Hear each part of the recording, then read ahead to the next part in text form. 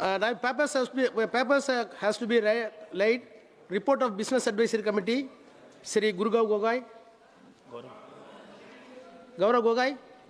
I rise to present the 12th report of the Business Advisory Committee. Sri Deependra Gowda. धन्यवाद अध्यक्ष महोदय। अध्यक्ष महोदय, वंदे मातरम को केवल साहित्य या राष्ट्रगीत की सीमाओं तक सीमित नहीं किया जा सकता। वंदे मातरम उस महान राष्ट्रीय आंदोलन का उद्घोष है जिस आंदोलन में धर्म, जाति और प्रांत की सीमाओं को लांघकर जिस गीत ने देश को एक सूत्र में बांधने का काम किया था। भारतीय राष्ट्रवाद, आजादी की लड़ाई और भारतीयता के आध्यात्मिक इतिहास में वंदे मातरम का स्थान अद्वितीय है। आज भी जब हम ये गीत गाते हैं तो इस गीत के एक एक अक्षर में हमें देश की मिट्टी की सुगंध आती है। हमें इस गीत के एक एक अक्षर में लाखों शहीदों की तस्वीर दिखाई देती है। हमें इस गीत के एक एक अक्षर में स्वतंत्रता संग्राम की आवाज सुनाई देती है और इस गीत के एक एक अक्षर में आजाद भारत के पिछले 75 साल की गौरव गाथा की गूंज भी सुनाई देती है और भारतवर्ष के स्वर्णिम भविष्य के सपने भी संजोए जाते हैं। वंदे मातरम एक गीत ही नहीं, ये भारत की राष्ट्रीय चेतना जगाने का एक महामंत्र था और इस महामंत्र को देने वाले बंकिम चंद्र चट्टोपाध्याय जी को इसीलिए ऋषि कहा गया है। मैं उनको महर्षि भी कहूंगा। और आज वंदे मातरम देने के 150वीं वर्षगांठ पर मैं ये मांग करूंगा सरकार से कि इसको देने वाले महर्षि, जिनको प्रियंका जी ने महाकवि भी कहा, बंकिम बाबू की प्रतिमा संसद के लोकतंत्र के इस मंदिर संसद में स्थापित की जाए। सरकार इस पे प्रस्ताव लाए, उसका हम समर्थन करेंगे। मैं साथ में ये भी कहूंगा कि वंदे मातरम का भाव समझते हुए सरकार एक प्रस्ताव और एक संकल्प ये भी लाए कि ये गीत जो भारत की एकता का सूत्रधार था, उस गीत को, उस एकता को खंडित करने के स्रोत के रूप में उस गीत का दुरुपयोग ना किया जाए। मैं सरकार से मांग करता हूं। वंदे मातरम के 150 साल का अपना वंदे मातरम का एक सफर रहा।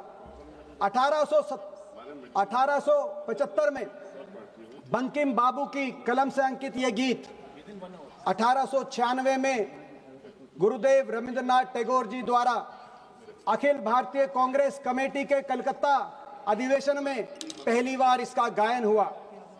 इसी के साथ और तब से और आज तक 125 साल तक इस गीत का निरंतर गायन कांग्रेस पार्टी के अधिवेशनों में और कार्यक्रमों में चलने की परंपरा शुरू हुई, जो आज तक वो परंपरा कायम।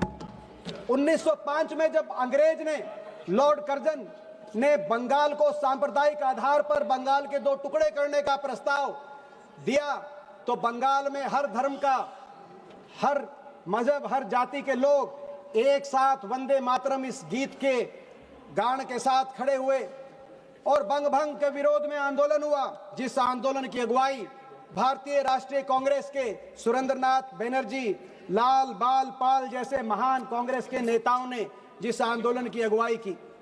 उसके बाद 1907 में देश के दूसरे कोने अविभाजित पंजाब, जो पंजाब हिंदू कुश की पर्वत से और जमुना के तट तक जिस परिवार पंजाब का आकार था, जब उस पंजाब में अंग्रेज की गाज पंजाब के किसान के अधिकारों पे पड़ी, तो पगड़ी समाल जट्टा आंदोलन पंजाब में हुआ।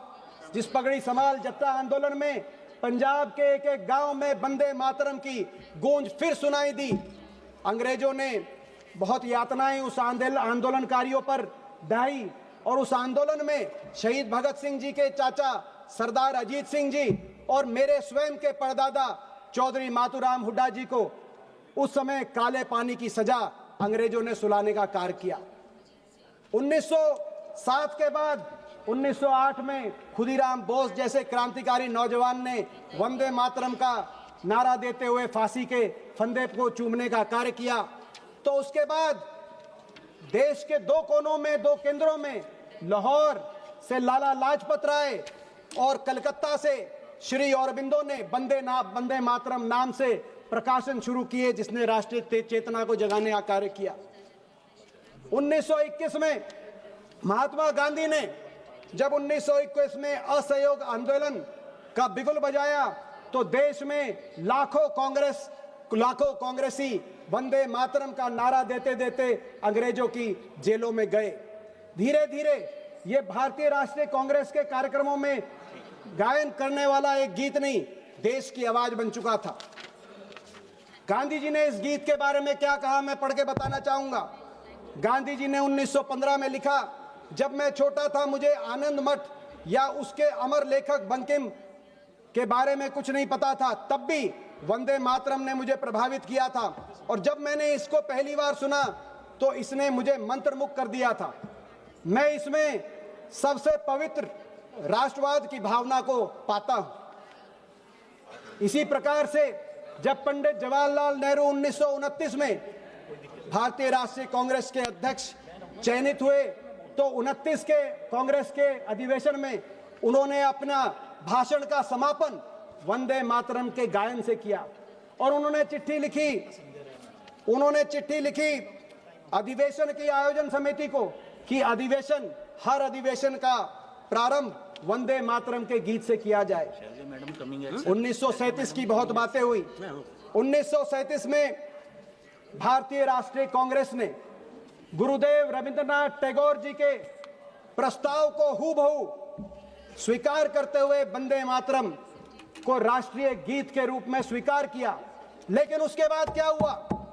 उसके बाद जब कांग्रेस पार्टी ने कांग्रेस वर्किंग कमेटी ने, केंद्रीय कार्य समिति ने यह प्रस्ताव पारित किया, तो अंग्रेजों के महापिट्ठू मुस्लिम लीग के मोहम्मद अली जिन्ना ने इसका विरोध किया और कहा कि कांग्रेस केवल हिंदुओं तक सीमित हो गई है और मुस्लिम विरोधी हो गई है।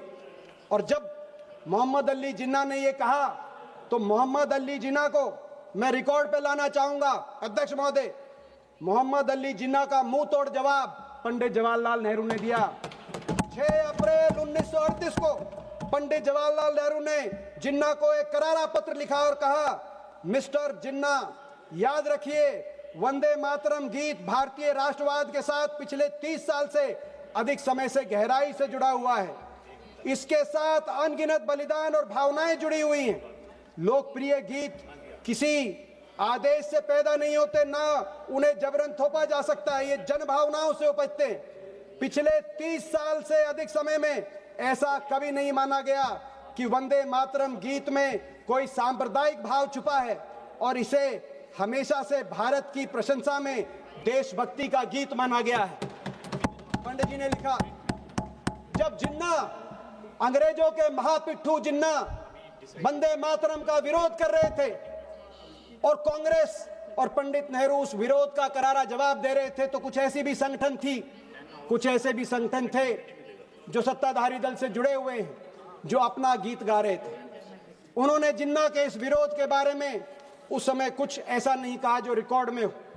यही नहीं, 1947 देश की आजादी 14-15 की मध्य रात्रि, जब भारत स्वतंत्र हो रहा था, आजादी की पहली सांस हिंदुस्तान लेने जा रहा था, तो पंडित नेहरू ने संविधान सभा के अध्यक्ष डॉक्टर राजेंद्र प्रसाद जी को एक पत्र लिखा, और उस पत्र में उस कार्यक्रम की रूपरेखा को प्रस्तावित किया जो आजादी का पहला महोत्सव मध्य रात्रि को बनाया जा रहा था। और उस पत्र में यह लिखा कि मैं आग्रह करता हूं कि उस कार्यक्रम का प्रारंभ वंदे मातरम के गायन से हो, और ऐसा ही हुआ। अंततः देश की आजादी के बाद 1950 में संविधान सभा ने इसको राष्ट्रगीत के रूप में अपनाया, और खूबसूरती ये थी उस संविधान सभा में सरदार पटेल, मौलाना आजाद, डॉक्टर राजेंद्र प्रसाद, पंडित जवाहरलाल नेहरू, बाबा साहब भीमराव अंबेडकर, मेरे स्वर्गीय दादाजी चौधरी रणवीर सिंह हुड्डा और श्यामा प्रसाद मुखर्जी भी शामिल थे। सबने एक मत से एक स्वर में इसको अपना राष्ट्रगीत माना। किसी ने 284 सदस्यों में से एक ने भी कोई आपत्ति नहीं करी, एक ने भी कोई संशोधन किसी एक अक्षर पे नहीं किया। राष्ट्रगीत के रूप में एक एकता के भाव से हमें अपनाया। देश की आजादी में असंख्य लोगों ने वंदे मातरम बोलते बोलते अपने प्राणों की आहुति दी। असंख्य लोगों ने अंग्रेजों की यातनाएं सही, जेल के दर्शन किए। मुझे भी गर्व है अध्यक्ष महोदय इस बात पर कि मैं एक ऐसे परिवार से हूं जिसकी 2 पीढ़ियों ने उस आजादी के आंदोलन में कुर्बानियां दी। मेरे परदादा जी को अंग्रेज ने काले पानी की सजा सुनाई तो मेरे खुद के दादाजी 8 साल तक ब्रिटानिया हुकूमत की काली कोठड़ी और जेलों में रहे, जिनमें से 4 साल उनको सजा वंदे मातरम के गायन के बाद हुई। और उन्होंने जब अपनी आत्मकथा लिखी तो उस आत्मकथा का नाम, चौधरी रणबीर सिंह जी की आत्मकथा का नाम song of freedom Vande Mataram के नाम से उन्होंने अपनी आत्मकथा लिखी। ये भाव था। आज वर्तमान संदर्भ में जब हम वंदे मातरम का गायन करें तो हमें वंदे मातरम गीत के अर्थ को भी गहराई से समझने की आवश्यकता है। वंदे मातरम गीत की आत्मा में भारतीय संस्कृति की आध्यात्मिक प्रतीक भारत मां। मगर प्रश्न उठता है, बहुत सी जन्मभूमि अपनी जन्मभूमि को पिता कहते हैं, बहुत से मुल्क कोई बंधु कहते हैं, कोई भाई कहते हैं, बहन कहते हैं, मगर मां ही क्यों? भारत मां ही क्यों? क्योंकि मां जननी है, मां पालनहारी है। भारत की संस्कृति में मां ही करुणामयी है। मां ही है जो चाहती है उसकी हर संतान फले फूले, खुश रहे, हर संतान को वरदान मिले, हर संतान के प्रति करुणा हो, जैसे कि इस गीत के आगे के अक्षरों में कहा गया है। और मां ही है जिसके लिए हर संतान बराबर है। राजनाथ सिंह जी ने कहा कि मां के, भारत मां के लिए जन गण मन और वंदे मातरम बराबर है, मगर मां ही है जिसके लिए हर संतान बराबर है। संतान संतान में भेद नहीं हो सकता, चाहे वो संतान किसी धर्म की है, चाहे वो किसी जाति की है, किसी भाषा की है। ये उन्होंने नहीं कहा। वो मां ही है, वो मां ही है जो हमेशा ये चाहती है कि उनकी संतान आपस में प्यार से रहें, मोहब्बत से रहें, आपस में संतान में लड़ाई ना हो, झगड़ा ना हो।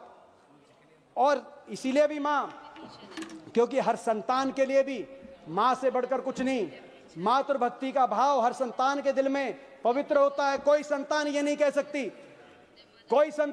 कह सकती कि मुझे मां से ज्यादा प्यार है और तुझे मां से कम प्यार है। इसीलिए दूसरों की देशभक्ति करने पे प्रश्न चिन्ह लगाने वाले सच्चे देशभक्त नहीं हो सकते। और मां ही क्यों? क्योंकि हमारी सृष्टि में और हमारे संस्कारों में मां से बड़ा कोई नहीं हो सकता। मां से बड़ा कोई व्यक्ति नहीं हो सकता।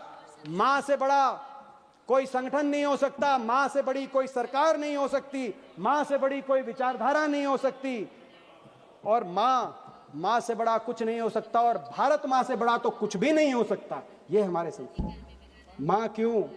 क्योंकि मां कभी राजनीति में कोई सच्चा मातृभक्त अपनी मां को अपनी राजनीति का हथियार नहीं बना सकता। इसीलिए मां, वो मातृभक्ति क्या जो राजनीति में अपनी मां को घसीटे। आज मैं देखता हूं तो दुख होता है जब मातृभक्ति की आड़ में वोट भक्ति की लालच दिखाई देती है।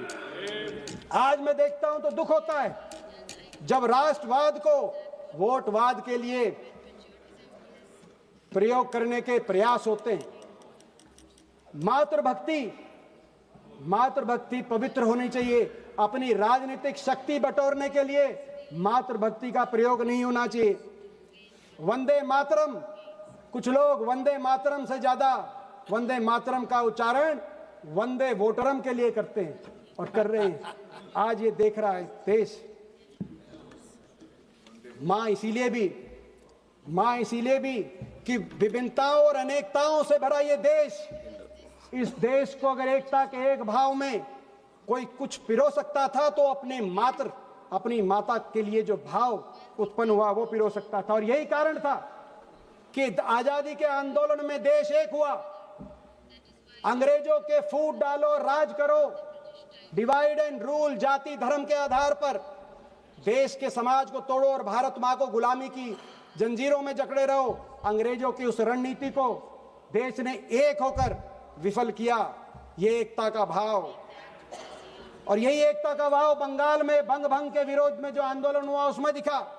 और यही एकता का भाव 1950 में जब संविधान सभा ने एक स्वर से एक मत से सबने इसको राष्ट्रगीत के रूप में चुना, यही एकता का भाव दिखा। भारत मां के प्रति जो भाव था और कैसे उसमें सब एक सूत्र में बंधे चले गए। मैं एक उदाहरण देना चाहता हूं अध्यक्ष महोदय। शाहजहांपुर से आए दो दोस्त पंडित राम प्रसाद बिस्मिल और क्रांतिकारी अशफाक उल्लाह खान, दोनों को अंग्रेजों ब्रिटेन हुकूमत ने जब फांसी की सजा सुनाई तो अशफाक उल्लाह खान क्या लिखते हैं, फांसी से लटकने के पहले उनकी कलम क्या लिखती है, उन्होंने लिखा, मैं पढ़ना चाहूंगा।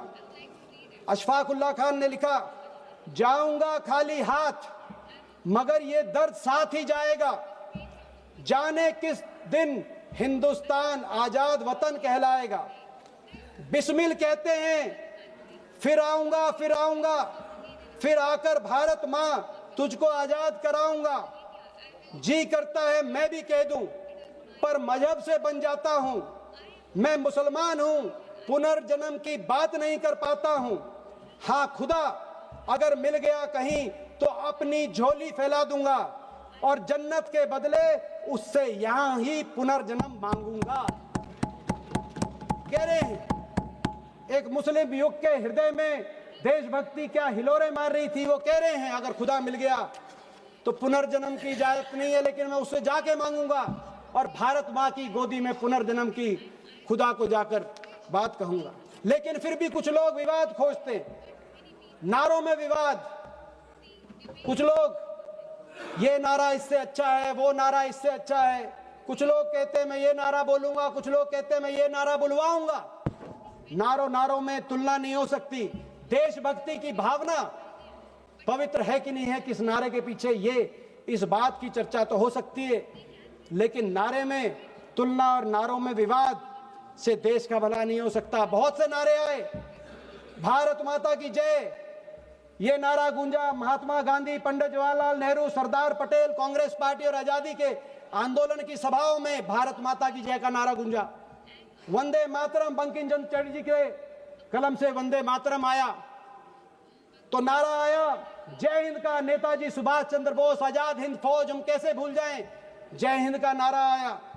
हम शहीद आजम भगत सिंह को कैसे भूल जाएं, जिन्होंने इनकलाब जिंदाबाद और हिंदुस्तान जिंदाबाद का नारा दिया। हम कैसे भूल जाएं अजीमुल्लाह खान को, जिन्होंने मादरे वतन हिंदुस्तान जिंदाबाद का नारा दिया। नारे राष्ट्रभक्ति के नारे, भारत माता की वंदना के नारे, और इन वंदना के नारों में विवाद, ये देश हित में नहीं है।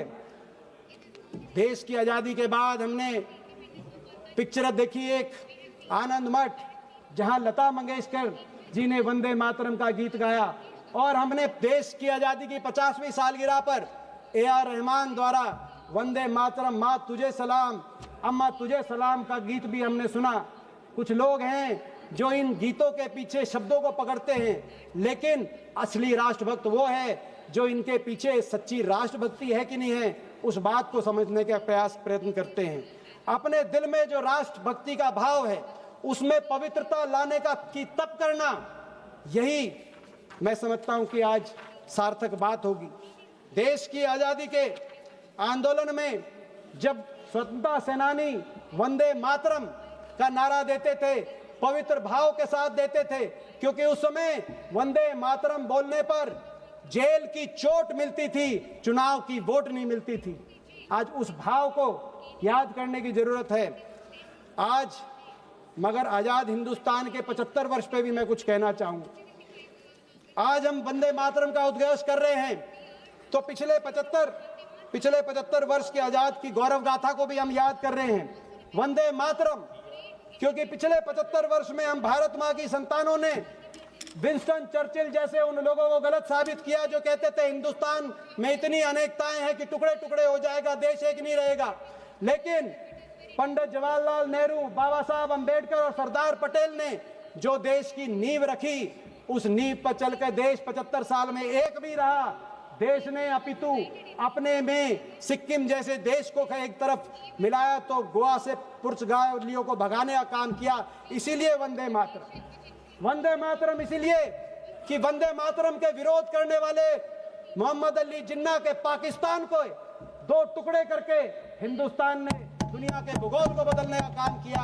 इसीलिए वंदे मातरम, वंदे मातरम इसीलिए आज विश्व की सबसे बड़ी लोकतंत्र अगर कहीं है आज तक के इतिहास में तो भारतवर्ष है। इसीलिए वंदे मातरम, वंदे मातरम देश दुनिया की तीसरी सबसे बड़ी अर्थव्यवस्था। वंदे मातरम देश आजादी के समय 30 करोड़ देशवासियों को बाहर से अनाज आयात करके पेट भरना पड़ता था। उस देश के किसान ने आज 140 करोड़ देशवासियों का पेट भी भरने का काम किया, हमारे गोदामों को भरने का भी काम किया है। इसीलिए वंदे मातरम, वंदे मातरम इसीलिए देश की फौज, जय हिंद की सेना जो दुनिया की सर्वश्रेष्ठ सेना है, उस सेना ने कभी भारत माता का शीश झुकने नहीं दिया। इसीलिए वंदे मातरम, वंदे मातरम हम क्योंकि सबसे प्राचीन सभ्यता है मगर सबसे युवा देश है, ओल्डेस्ट सिविलाइजेशन मगर यंगेस्ट नेशन।